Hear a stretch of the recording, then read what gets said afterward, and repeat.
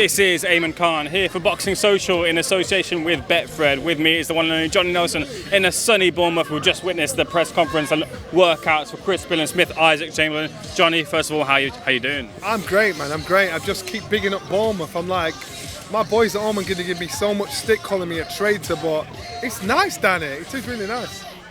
Johnny, let's take a look at cruiserweights. Obviously, whenever cruiserweights are out, you're obviously someone really good to get insights on. Billam Smith, Usyk, starting off with Billam Smith, how have you seen his progression under Chamberlain and his recent outings? Obviously, we've seen him in McCarthy, Brescian, and now he's got the spotlight with Boxer to take on Usyk. Yeah. So Billam Smith, he's always wanted to box at home, and what a great opportunity to do it. What a big shot! What a big fight to do as well against Usyk, because that's not an easy fight. I want him to win. I don't want him to win. I want him to win because we're back here again. I don't want him to win because I'm thinking I like both fighters. I don't want Usyk to win because I want to come back again. But this is a good, evenly matched fight. Chris is a very fit, driven fighter, matured massively.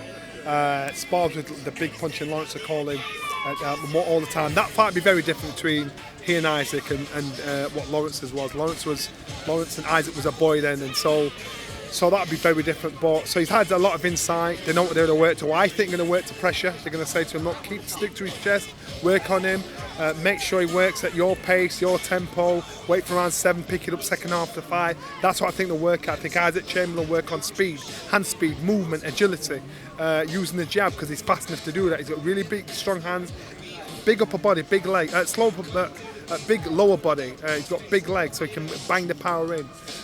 So I think technically it's a good even match, a big risk for both camps, but it's great for us if you're a viewer, and if domestically it's a great shout. Luala's here, the other cruiserweight, and I can remember Usyk walked in and sneered at him, and I just smiled to myself. I thought there's enough cruiserweights on a domestic level here in the UK now with the same camp where some wicked fights can be made. Wicked fights can be made indeed, and that's what we're seeing at the main event. But for the winner, what's in line, do you think? Do you think the winner's ready for that world level, specifically with Chris Billam Smith because he's had more experience? Usyk, if he wins, he's really announced himself. But for Chris Billam Smith, if he wins, world level ready? Not straight away, but it puts them in contention, it puts them in the line. So they can get to cut more fights under there and get them busy. So yeah, because how long can you wait? These fights, you don't know what somebody's got until they've actually had a chance to capture it. So again, let's just wait, give it time.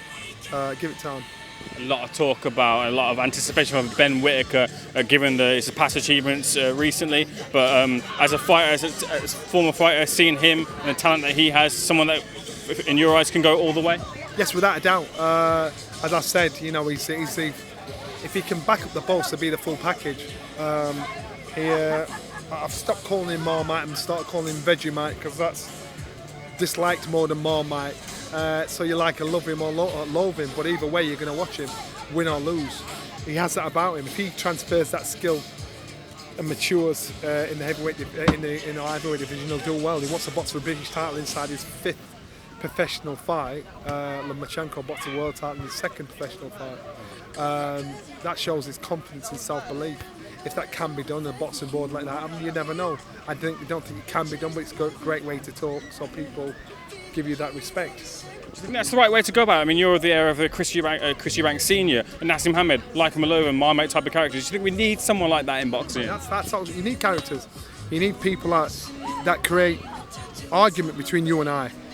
So you're going to fight and you're going to argue to defend your man, and that's what it's about. You're trying to invoke that emotion out of people, and only certain fighters have that ability to do that and bring that out of you. Liam Smith recently signed to Boxer. He's fighting Hassan Maquinho, someone we saw over the shores upsetting Sam Eglinton a number of years ago. But Liam Smith, a great signing for Boxer. Yes, it is, and I'm quite sure Liam Smith doing that. I'm quite sure they didn't just go in and sign on the dotted line. They suggested a path. One or two paths in regards to where he wants to go and what he wants to do. So again, it's great to see Liam Smith on Sky. Let me get your thoughts on it. We've been waiting for the announcement. The announcement's finally been made, that being Usyk AJ2, landed on Sky Sports. A lot of talk about the price increase, but as a package as a whole, the announcement, what have you made of it? First of all, the price increase. These guys getting paid ridiculous money, so Where's the money coming from? So that's one thing you got to understand. Number two, the fight itself is a great fight. Again, it's not an impossible ask for Anthony Joshua, but it is a tough one, and it's an intriguing one. So Saudi Arabia again get the chance to see these boys in action. I was out there last time when AJ got the win against Ruiz. Didn't have to be done. He learnt the lesson from the first fight. Hopefully he'll do the same again in this fight, in his second fight against Usyk. Johnny, did you see Anthony Joshua's comments recently about not getting the respect he feels he deserves, having galvanised the heavyweight division, and then the talk about if he wins he's going to dash the belts away, he doesn't care about them? I like that talk from Anthony Joshua because he's been far too commercially respectful, and he sees the likes of Billam, sees the likes of Tyson Fury saying effing and jeffing, doing whatever you're doing, and these guys are getting credit and slapped on the back saying how good they are. And regardless of all these wins, his knockouts and his achievement from being 18 years old, he just seems to attract the knockers. So he said, what can I do? So now he's pissed off. So he's basically saying, all right, then I'll take these belts, and I've won. I'm winning for me. I'm not fighting for you lot. I went out there to try and prove something to you lot, that I could outbox Usyk at his own game. I paid the price, so now I understand I've got a box to win for me, not for you. You mentioned Dillian. Dillian has 3 offers on the table, one from Sky, BT, DAZN. He's obviously had a lot of his career on Sky and the pay-per-views on Sky. Someone you'd like to see back on Sky? Yeah, without a doubt. I like Dillian. I've got a lot of time for Dillian, and it's great that you've got choice. And if the choice is there, the offers are there, then that means you're still wanted.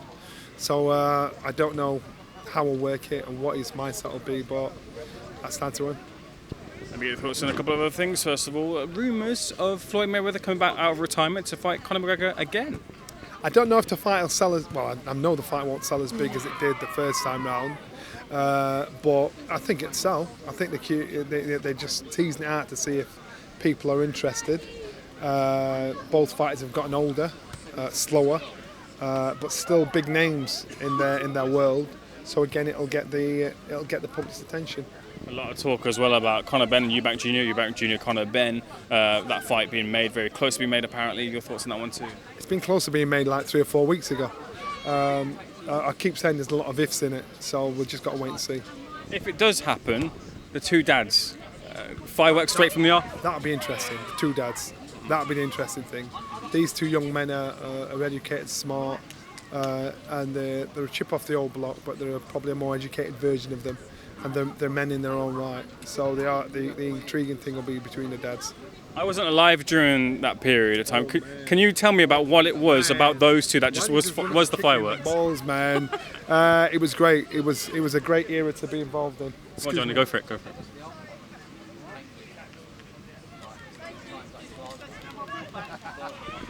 It's a great era to be in. The build-up and everything about it. Watching the stories of Nigel Benn and Eubank was amazing. And so when they got in the ring together, it's crazy. And it was the first time we saw real live emotion of fighters, because Nigel brought something raw and different. And so again, you just got to wait and see. I think these 2 will probably conjure up that dislike between each other when their sons are fighting. Is the lure of those 2 too big though, bringing those back out? And those, for lapsed fans who haven't watched boxing since then, bringing those back in straight away, it crosses over into the mainstream, those 2 back in the frame? Yeah, but listen, people will be educated about the story of the fathers and understand the interest and the intrigue of the sons. Will it be as spiteful? Will it be as raw? No. But you'll see something conjured up with the fathers in this. Johnny, I meant to ask you about, in terms of anti-Joshua and Alexander Usyk, you made some comments in the past that get you some controversial reactions, that being Usyk being an average southpaw. Usyk was formerly a cruiserweight, you also a cruiserweight pro. Johnny Nelson versus Alexander Usyk, how would that have gone? I'd have beat him. How? I'd have outboxed him. It would have been pretty easy. I'd have outboxed him. So what are in Usyk as a fighter, what do you highlight as the things that you as a fighter would have done well against him? Movement, anticipation, instinctive shots, and I think the mistakes Anthony Joshua made was he was trying to be sure of the shot before he let it go. He didn't.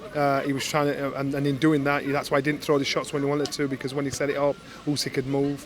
Usyk pressured him with the feet to make him work at a pace and put possession, pressured him into a position he didn't want to be at. I don't mind. I'll talk straight and say how it is. And I understand people think, oh my God, what are you talking about, Nelson? And if you know boxing, you know what you're talking about. If you get carried away with the excitement that 1,000 people say, then more fool you. You've got to be smart, look at the facts. You've got to look at what Usyk's doing. When I talked about Tony Bellew, does anybody know who was ahead on points when Tony Bellew lost to Usyk? Tony Bellew lost because he let Usyk put him under mental pressure as well, to the point where he thought, I'm gassed out, I'm done here. Tony Bellew could have kept up his work rate and self-belief in what he did. He'd have beat Usyk because what he was doing worked. He was ahead on points. That's what people don't get. But it's like I'm swearing at the Queen when I'm talking like this, because people say, now you don't know what you're talking about. Yes, I do know what I'm talking about. And it's just that you've got to either be courageous to say what you think and believe, or you've got to be a coward and agree with everybody else. I'll say what I think and believe. Next weekend, Jake Paul takes on Hashim Rahman Jr., a legitimate boxer in a lot of people's eyes. Will you, if he beats Hashim Rahman Jr., give him the credit? I do give him credit. I give him credit as it is. You know, I give him credit.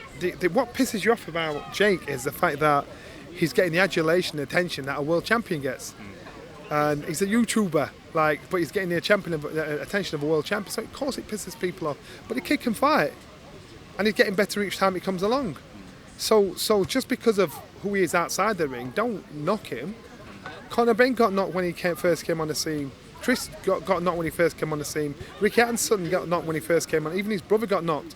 You know, you've got to give credit where credit's due. And you look at Jake Paul, he can fight. He's getting better as fights go on. He's just getting world championship money and world championship attention, and that's what pisses people off. Swallow it, man. Just accept what you see in front of you. Someone else who's also a Marmite figure is Claressa Shields. We're edging very closer to Claressa Shields, Savannah Marshall, and this seems like the antithesis, obviously, of course, like we've seen Taylor and Serrano, but the big fights that we're finally getting the women's side of the game, and a massive fight as well in Sky Sports too. Yeah, it is a great fight. I love the fight. I think Claressa Shields is the biggest character in female boxing out there. I think it makes no difference to Savannah Marshall. Savannah Marshall, I think Savannah Marshall beats her. She's a bigger puncher, taller boxer out of the two. Claressa's, she's got some fight about her. Not the biggest puncher out of the two of them, but she's the loudest. And character does get you ahead sometimes. But Savannah's shown that she's not intimidated by Claressa whatsoever. And it's a big fight. It's a big fight, an excellent fight. But I think Savannah has kept her cool, kept her calm, and I think she'll do that in the fight. I can smell a faint smell of barbecue. I'll leave you to it. Thank you so much for speaking to Boxing Social. All the best. Appreciate it.